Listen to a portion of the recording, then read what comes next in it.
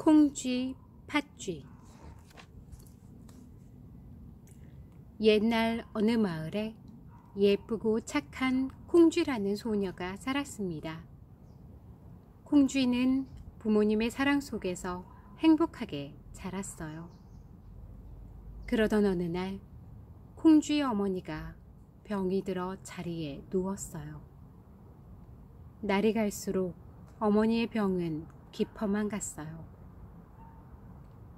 콩쥐야, 예쁘고 착한 내 딸아.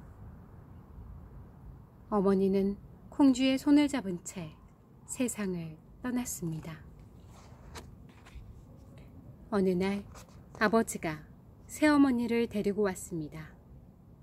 새어머니는 팥쥐라는 동생과 같이 왔어요.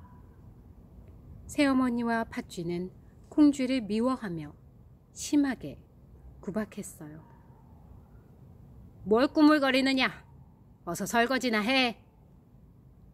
힘든 집안일은 모두 콩쥐의 몫이 되었지요.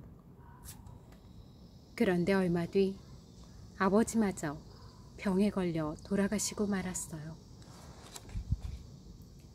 아버지가 돌아가시자 새어머니는 콩쥐를 더욱 못살게 굴었습니다. 하루 종일 콩쥐에게 일만 시켰어요. 낮에는 산에 가서 나무를 캐오고 밤에는 배를 짜거라. 새어머니는 팥쥐에게 예쁜 옷과 맛있는 음식을 주었고 콩쥐에게는 누더기 옷에다 밥도 제대로 주지 않았습니다. 어느 날 콩쥐가 나무를 캐고 산에서 내려오던 길이었습니다. 서당에 다녀오던 김진사댁 도령이 콩쥐를 보게 되었어요. 참 예쁘고 부지런한 아가씨로구나. 김도령은 콩쥐를 바라보며 미소를 지었습니다. 오늘은 산골짜기 돌밭에 김을 다 메고 오너라. 일을 다 못 마치면 오늘 저녁밥은 없어. 새어머니가 콩쥐에게 나무 호미를 주며 말했어요. 콩쥐는 땀을 뻘뻘 흘리며 부지런히 김을 맸습니다. 그런데 나무 호미가 돌에 걸려 부러지고 말았습니다. 어머나, 이 일을 어쩌면 좋아? 바로 그때 어디선가 검정소 한 마리가 나타났습니다. 콩쥐 아가씨, 내가 도와줄 테니 걱정 마세요. 검정소는 돌밭에 잡초만 골라 금세 먹어치웠습니다. 검정소야, 정말 고마워. 일을 잘 해내자 새어머니와 팥쥐는 콩쥐가 더욱 얄미웠습니다. 장에 다녀올 테니 이 항아리에 물을 가득 채워 놓아라.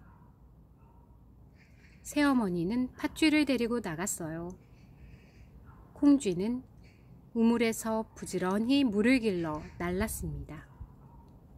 하지만 물을 아무리 부어도 항아리는 차지 않았어요.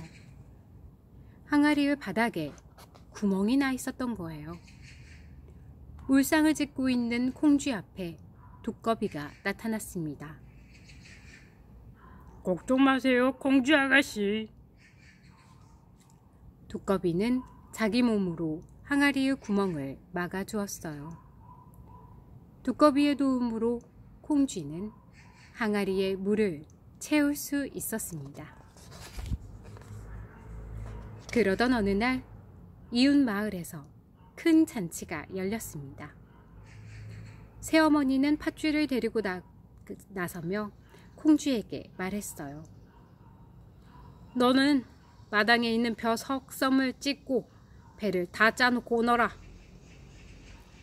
집에 혼자 남은 콩쥐는 한숨을 지었어요. 휴, 저 많은 벼를 언제 다 찢고 배는 언제 다 짜나? 콩쥐의 눈에는 눈물이 가득 고였습니다. 쯔쯔, 콩쥐 아가씨, 우리가 도와드릴게요. 어디선가 참새떼가 마당으로 몰려와 벼를 쪼았어요. 벼 석섬은 금방 하얀 쌀로 변했습니다. 콩쥐는 배틀에 앉아 부지런히 배를 짜기 시작했습니다. 콩쥐는 부모님을 생각하며 눈물을 흘렸어요.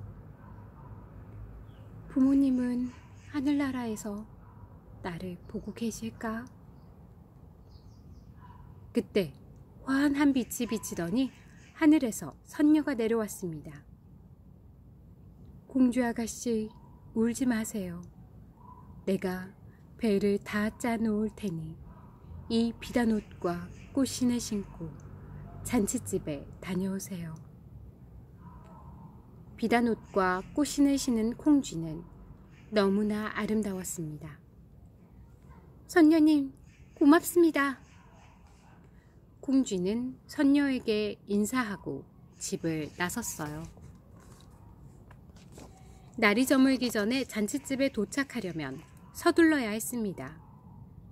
콩쥐는 꽃신 한 짝이 벗겨지는 줄도 모르고 급히 달려갔어요.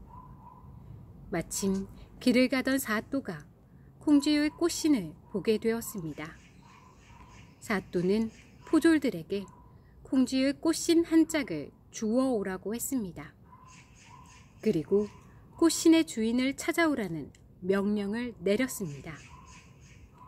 포졸들은 꽃신의 주인을 찾기 위해 온 마을을 돌아다녔어요. 며칠째 찾아다녔지만 꽃신의 주인을 찾을 수가 없었어요. 마지막으로 포졸들은 콩쥐의 집을 찾아왔어요.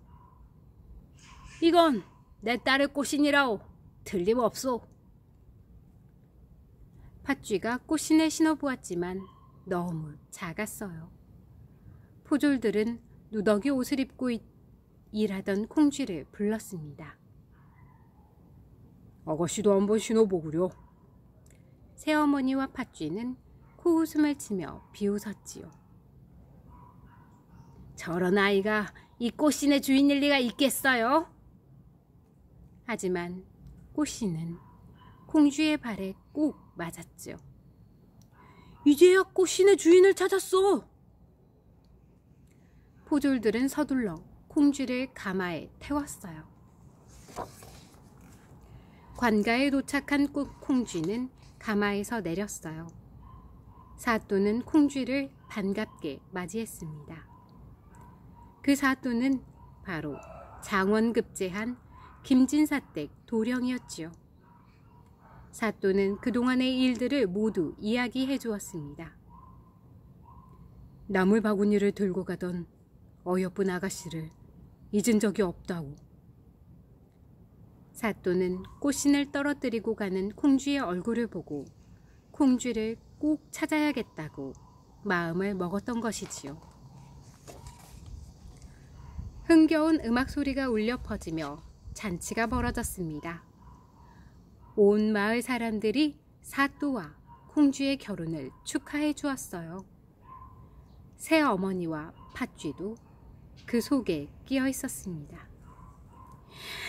분해, 콩쥐가 사또의 부인이 되다니. 팥쥐는 셈이 나서 어쩔 줄을 몰랐어요.